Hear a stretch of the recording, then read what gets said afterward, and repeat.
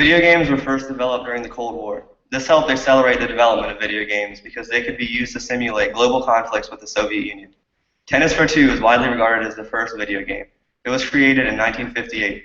The first widely available computer-based video game was known as Space War, developed in 1962. Today, video games are an extremely popular form of entertainment for people of all ages. The video game industry brings in more money each year than Hollywood. Many people believe that video games promote violence in teens and decrease productivity. However, there are many studies that show otherwise. Many studies and surveys show that video games actually reduce stress and violent thoughts in individuals. Many more studies show that video games have a variety of cognitive benefits. Finally, video games have shown great potential in training for many high-risk, important jobs. On December 14, 2012, Adam Lanza entered Sandy Hook Elementary School in Newtown, Connecticut with 2 rifles, 2 pistols, and a shotgun. He proceeded to take 26 lives and injure 2 others. The 26 people killed are shown on the picture here. After the attack, 43 different violent video games, of which Lanza would play 4 to 6 hours every day, were recovered from his home. Now, can we simply live with all these video games, knowing the psychological damage they cause? Can we sit and do nothing to even reduce the effects these games have on our children? What would Olivia, or Caroline, or James, or Rachel, or Jesse, or Jack say to that? They would say no, and so should we.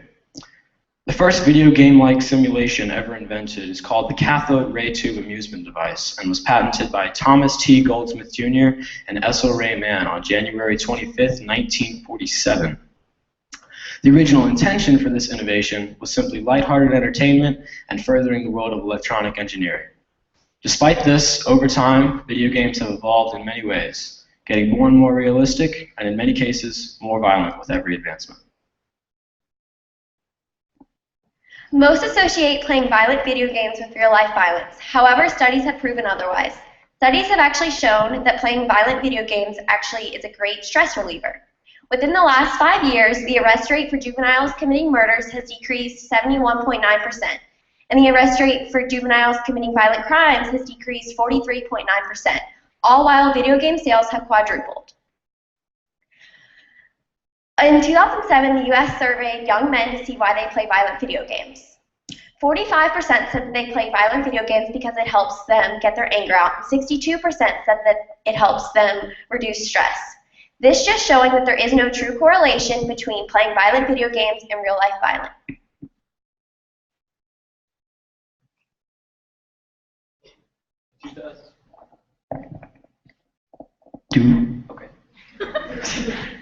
A 2008 study, Grand Theft Childhood, showed that 60% of middle school boys that played one or more mature-rated game hit or beat someone up. Mature-rated games do not only affect children, but also teens and adults. As previously mentioned, Adam Lanza had 43 violent video games that he played constantly, which was a major contributor to the Sandy Hook Elementary School shooting. So, violent video games can have real-world consequences. It is commonly believed that playing video games is a waste of time. However, extensive amounts of research suggest that this is not the case. Many studies have shown that video games increase a variety of cognitive skills. One 2012 study used an MRI to compare the brain activity of gamers to non-gamers. Images collected during this study showed that gamers possess greater attention allocation skills, meaning that they could filter out irrelevant information much more efficiently. The study also showed that gamers had improved reaction times. A 2012 training study showed that in addition to increased attention allocation, gamers also possess greater mental rotation and spatial visualization skills. These spatial visualization skills are very important in science, technology, engineering, and math, according to a 2013 meta-analysis. Science, technology, engineering, and math are very useful in today's developing world.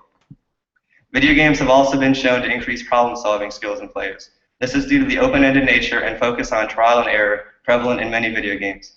Problem-solving is a skill very beneficial in school and is looked for in many employers. A 2008 study showed that it takes 4 minutes for aggressive thoughts and feelings in children to return to normal, and it takes 5 to 10 minutes for aggressive behaviors and a child's heart rate to return to normal. Heart rate it's a medical problem that could lead to earlier in life. During this time, the players are generally unconscious because they cannot control these feelings and emotions that have overcome them. Generally, in video games, the more blood that's present, the more violent that these children can get.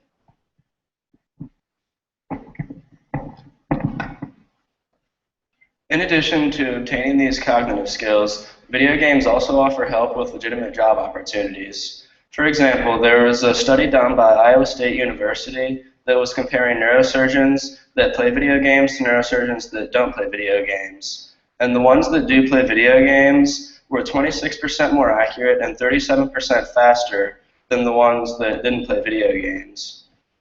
And also, when the military is hiring people, they need people to control their drones for them. So people that play video games are much better at doing that because they're accustomed to sitting and using controllers for long hours like they'll be doing in the drone control rooms. And there's also easy access to flight simulators for people that would want to go into professions such as being a pilot. A major con of video games is violence against women.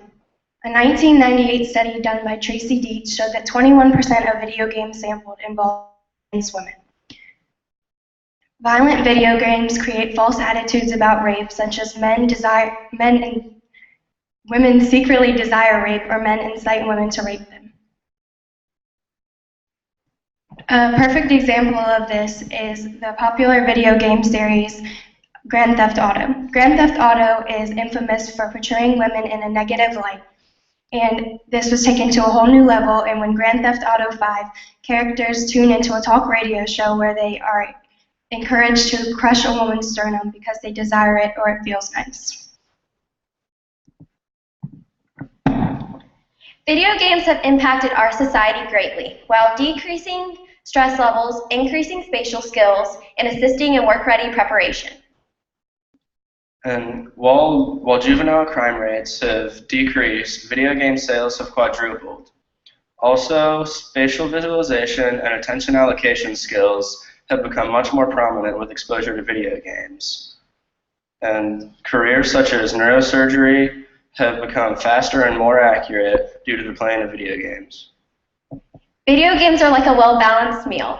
They have been proven to positively impact multiple aspects of human life today. There are many impacts video games have had on the world today, both positive and negative. Even so, the negative impacts massively outweigh the positive. Many video games, despite being a source of entertainment, have dramatically affected people's minds and have been full of violence ever since the very first video game. Even then, in the 1940s, the video games were full of violence and involved the idea of destroying those you considered your enemy. This idea of giving people the power to destroy anyone a person would think is his or her enemy is completely undesirable and unacceptable.